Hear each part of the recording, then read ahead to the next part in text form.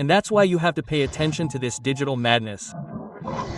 We need to learn to separate the wheat from the chaff, what's a lie and what's true. Because my mother used to say when I was little, lies fly, truth crawls. And that's how it is. And you know that this country has a factory of lies. There's a factory where every day you see more lies. For example, there's a lie that says I'm already dead. I'm a clone. Did you see that the other day I ran up a ramp? That's not Lula, that's a clone. Lula is gone. I'm the 5th Lula. God willing, I'll be the 7th, 8th, 10th Lula, because I want to live to 120. I have a right. They say heaven is very good. Whoever wants my place can ask for it and I'll give it to them. I want to live here on Earth a little longer. I want to live here on Earth. So I need you to have this desire too, to live long, long. Take care of yourself. Who gets up in the morning and walks for an hour? Who stretches? Above all, we have to take care of our legs, because these calves here are our second hearts. If we don't exercise our legs, just sitting in our slums or at the computer, just moving like that, we won't last long, man. I'll be 80 on October 27th. I tell everyone here, I have more physical stamina today than when I was 65 years old. Today I can run. Today I can walk 6 kilometers, 30 minutes at 6 kilometers per hour and 30 minutes at 8 kilometers per hour without getting tired. I can do it because I take care of myself. I want to live a long life. I wish you all would do this. Get up and walk in the morning. Go buy bread on foot, you know? No, don't go by car. Go buy bread on foot. Pick up your wife on Sunday, your husband, and take a little walk with him. Walk a little, you know? Stretch your legs, do some stretching, take care of yourself, because soon you'll be stuck in bed. What good are we being stuck? Nothing. So I don't want to be stuck. Any day now I'll be running up the pallet to see who's going to accompany me. So, folks, here's the thing, get ready for the next question. Lula's 1 term bothered a lot of people. 2 terms bothered even more. 3 terms, even more so. Imagine if he has a 4th term, how he'll be left out of control. I remember, Dr. Claudio, and I can say this about Kat, there's no place in the world that has the quality of dentists that Brazil has. No place in the world, not even the United States of America with its arrogance, has the quality of dentists that we have. And I say this with great pride, because I went to Portugal to defend Brazilian dentists. In Portugal, a person doesn't take a dentistry course, they take a medical course and then they do their specialty for just 1 year. And then they become a dentist. He's a bit of a cheap dentist because he only worked for a year, and the Brazilians who were there, who were good dentists, worked like cheapskates for them.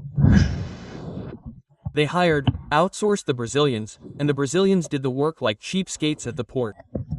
You know those guys who aren't from the port, they wait there for a ship to arrive to load. When the ship arrives to load, they're called, and they earn very little. Our dentist was like that. I went during my first term with the president of Portugal, and we managed to reach an agreement so that Brazilian dentists acquired the right to be citizen dentists, and they then started working in their own practice. And so I gained experience with the issue of dental health in that country.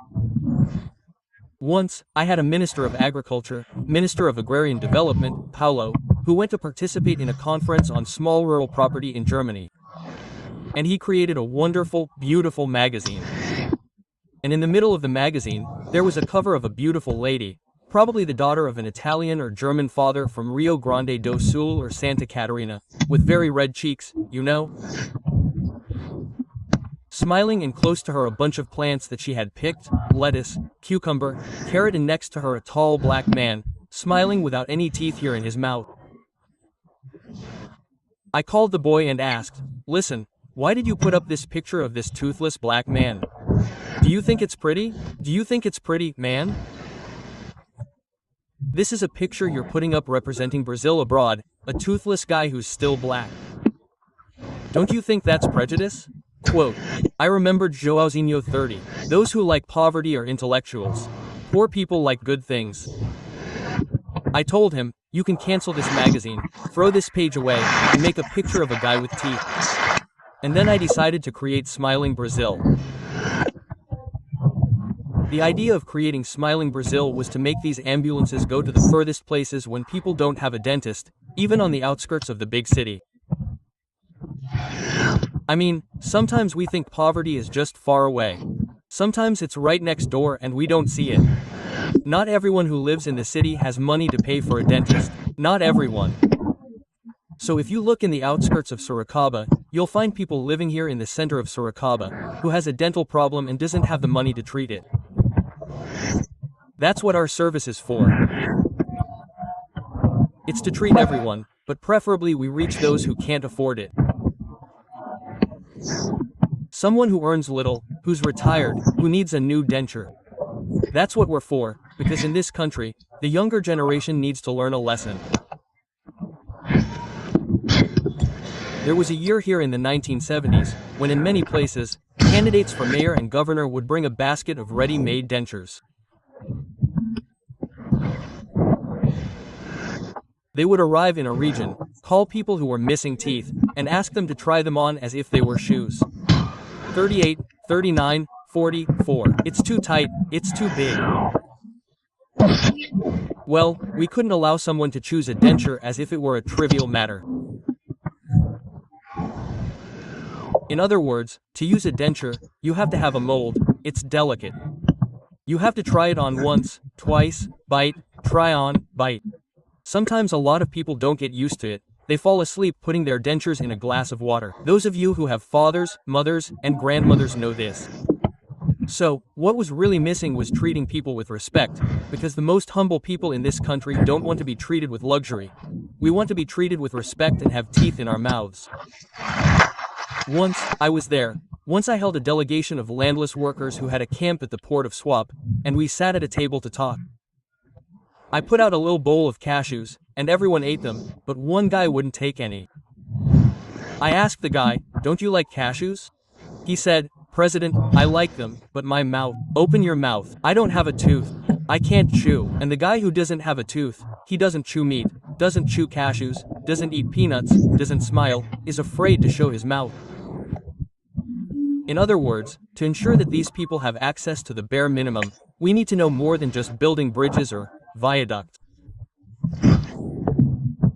We need to know how to provide what the people need: affection, comfort, and treat them with the love I need to treat them with. Because there are many people who don't know this is a necessity. There are many people who don't realize it. They know it's not necessary. They even think it's pretty. Wow, what a pretty girl, without teeth. Look, someone can be pretty without teeth. Yeah, it's not possible. It's not pretty, it's not moral, it's not decent, not for the person, for the state that allows the person to be that way, for the state.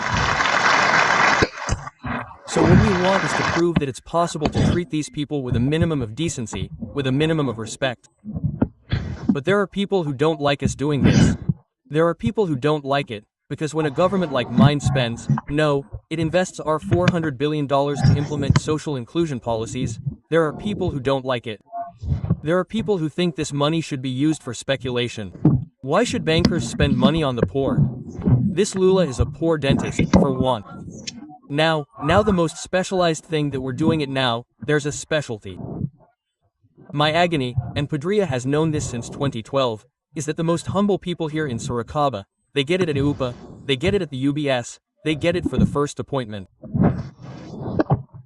Then when they make the first appointment, the doctor says, "Look, your heart is beating out of rhythm, but then you need to see a cardiologist." Then the woman leaves the doctor's office, goes to the Uber receptionist. "Look, the doctor said to make an appointment with a cardiologist." Then the woman goes to her daughter Laruca, "Today goes to the computer. Look at the computer, look, in 10 months.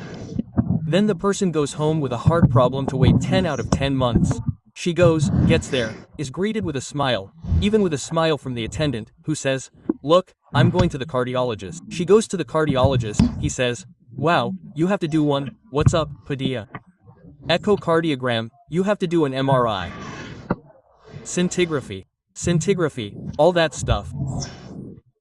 So the woman leaves the specialist's office, sick, goes there and tells the young lady at the counter, "Look, he asked me to do an MRI."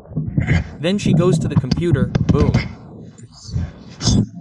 Look, in 10 months, a year, then the person goes home hoping that the disease will improve and they'll be alive in a year, 2 years, 3 years. So I became obsessed. We need to guarantee the second appointment and the machine immediately so that people don't die waiting. Before, people died because there was no medicine. How many people got a prescription, didn't have the money to buy it at the pharmacy, put the pillow on the nightstand, put the prescription under the pillow, you know? Or in the cupboard, and died without being able to buy the medicine. We created the popular smoke, and today we deliver 41 of the most delicate medicines from 1 to the 3rd. So this is building a so-called sovereign country. I go to the doctor, he orders a cardiologist, I have to be there for a week, 10 days, but I have to be quick. The doctor orders a machine, I have to be quick. If I want to save a life. If I just want to bury it, you know, never mind. Do what the beer man told me to put alcohol on my tooth, damn it. I would go, my tooth would get drunk and I wouldn't heal it. The tooth would just dance around in my mouth, you know? So, these things are what make the difference between governing and caring, because the correct word isn't governing, it's caring. I want to take care of this country. That's why the American president shouldn't give his opinion here, because we take care of it. We take care of it. That's why so many people get upset, because we take care of the people who need it most, because that's how life is. I always say, governing is like a mother. There's nothing more like a government than a mother. A caring mother. A mother can have 10 children. The 10th of may be her most handsome, but she'll always give a bigger hug to the one with a health problem. The one who's most fragile is the one who'll have a little affection, the one who'll have an extra piece of steak, the one who'll have an extra little Danonino, the one who'll give the biggest hug. That's how we have to govern. The rich don't need me when they need me to borrow a lot of money. The ones who need me are the poor of this country, and the people we have to govern need me. So, I'm very proud. I'm very proud because I learned all this in something called the School of Life. I learned. Leandro, I like Sorocaba because I came here a long time ago. And I had a great friend of mine, a metal worker, who worked at a company that no longer exists, Brastemp, a stove and refrigerator factory. And my friend Bolina, he actually suffered from epilepsy. So, we often had a drink, because no one was made of iron. A union meeting would end, and we'd go home to talk. He was very good at politics, very competent. We'd have drinks, and sometimes, he'd have a seizure, and I'd have to drive him around Vila Bea. Sometimes at midnight, 1 a.m. I'd take Bolina home. And we struck up an extraordinary friendship until he came to Sorocaba. And here in Sorocaba, to my surprise, he said, "Lula, I'm going to win that union." And shortly after, he became president of the union and was an exceptional figure. I was president. I saw him here at his funeral during my second term. So, my relationship with Corcaba, in addition to this relationship with the union, was also with the Milto Kayara, who are founders of the Workers' Party, councilors, federal deputies, state deputies. So, I think this city is beautiful. It's a beautiful city. It's a city with a standard of living above the average of other cities. And I'm happy about that, because workers live well, you know? People want to live well. No one chooses to be poor. No one. Everyone wants the best. Everyone wants to dress well. Everyone wants to live well. Everyone wants to raise their children well. That's why we're born, grow up, get married, and raise a family. A mother's greatest dream is to see her daughter graduate.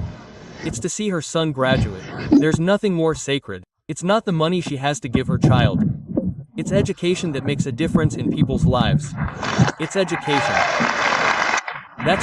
That's why here in Sorocaba, you know, I founded the first federal university in this city, and I was the one who did it. Because it has a history. It has a history for mayors from other states to know this. Here in Sao Paulo, there was a revolution in 1932, an attempted coup against Getulio Vargas in 1932. And the federal government, Getulio defeated the Paulistas, who led the so-called revolution of 1932. There's no revolution there. I saw the attempted coup by the Paulistas elite, to prevent Getulio from governing this country. Getulio won. So, the Paulistas were very clever. If you want to know how clever the Paulistas were, just learn the history of the Bandeirants. Just learn. Then what happens? The Paulistas said, well, Getulio gained power, but the intelligence will be ours. And they created the University of Sao Paulo, USP, in 1932. And the Federal University of Sao Paulo, UF, is the largest intelligence center in this country, because it's the only Brazilian university ranked among the 100 best in the world. And it's true that Sao Paulo produced great cadres to govern this country. So, Sao Paulo's influence is very great. It's very great. And there was no federal university in Sorocaba, there wasn't one in São Bernardo, there wasn't one in Santo André, there wasn't one in Osasco, there wasn't one in Guarulhos, there wasn't one in Santos.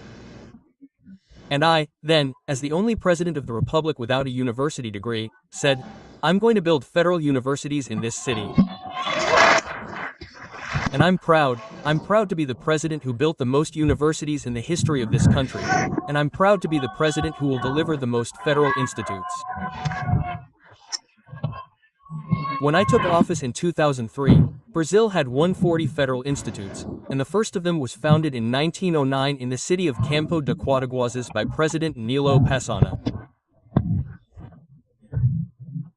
In 100 years, 140 federal institutes were built, so in 15 years, in 12 years, I'll deliver 782 federal institutes in this country to educate our boys, to educate our girls, to educate our boys. I want every boy to have a profession, because a person with a profession has a much better life. Thankfully, my mother is illiterate. I'm my mother's first child to complete primary school. I'm the first to complete a technical course. Because of this, I was the first to own a car, the first to own a refrigerator, the first to own a television, the first to own a house, and the only one to become president of the republic because of a profession. So I want young people, men, to learn. You men here know what it's like to look for a job with a profession, and there are professions, especially for women. Education for women has a greater meaning, okay? I'm from a generation where women would take dressmaking and sewing courses, right? There were 2 courses women took, dressmaking and cooking, which were to learn how to cook and sew for the family. I think dressmaking is wonderful. I think anyone who wants to do it is wonderful, but that's not a woman's obligation. A woman's obligation is to be where she wants and do what she wants. Women have already learned to enter the job market. Today, if you arrive at a bus stop at 6 a.m., there are more women at the bus stop than there are buses. So women have already learned to go to the job market, but we men still haven't learned to go to the kitchen. That's something we haven't learned. We haven't learned. When we're holding the microphone, we say we're socialist, we say we're left-wing, but we still haven't learned to go to the kitchen and help wash the dishes.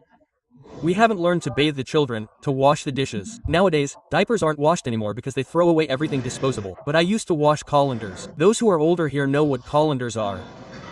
So I want women to study, because women, besides their profession, provide a higher quality salary, their profession of independence. Independence is sacred. A woman can't live with another person because of a plate of food. A woman has to live with someone if she wants to live with them, if she likes them, and if they treat her well. Because if you don't treat it, you'll just kick him in the ass and let him look for another one, because otherwise we won't create a healthy world, the world everyone dreams of, where families live in harmony. That's why we do things in this country. And that's why we'll keep doing it. Yesterday, Padilla, I approved a bill to send to the National Congress that will distribute free cooking gas to 15,500,000 families. You know that starting last month, those who consume up to 80 kilowatts of energy will pay no more for energy. And those who consume up to 120 kilowatts will only pay the difference between 80 and 40, because energy is very expensive. And in Brazil, just to give you an idea, the poor use energy in the regulated market, which is energy regulated by the government. The rich use energy in the free market. Do you know the result of this? The rich pay less than the poor. That's it. That's why they privatized Eletrobras. Who benefits? Who won? Who benefited from the privatization of Petrobras, BR distributor? What's left for us? Nothing. So they need to understand that this is how it works for me. In other words, the state must have a purpose. And the purpose of the state is to take care of everyone. I don't want to privatize public companies.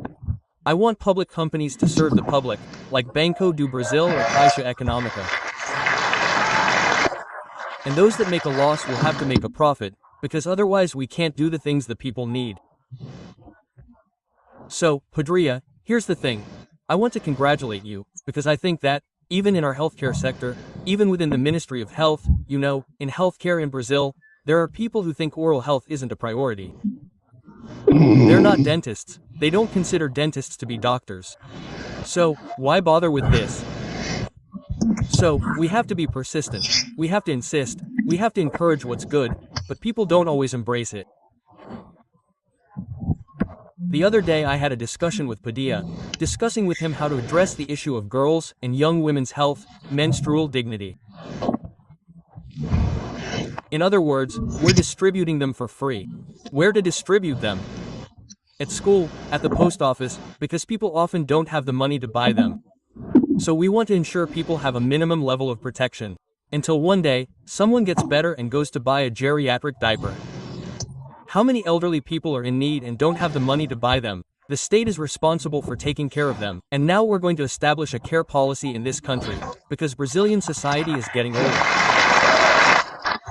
And we only count the work we do in the factory, the work we do in the office. And the work we do at home isn't taken into account. Sometimes, at home, a woman takes care of a child with a health problem, takes care of her husband with a health problem, and it's not taken into account, it's not considered work, she doesn't earn anything, she's not entitled to any benefits. So we need to start changing this logic of governing the country so we can make this country great, a country that truly is sovereign. Sovereignty isn't just about taking care of our borders, our seas, our forests. It's about taking care of the people. Taking care of the people. That's what a country's sovereignty is all about. That's why we're not afraid of anyone yelling at us. In fact, we're polite. I don't yell at anyone. We don't learn education in college. We learn it in the cradle. We learn it at home. And we don't buy dignity at the mall. We don't buy dignity at the grocery store either. We learn it at home, from our parents.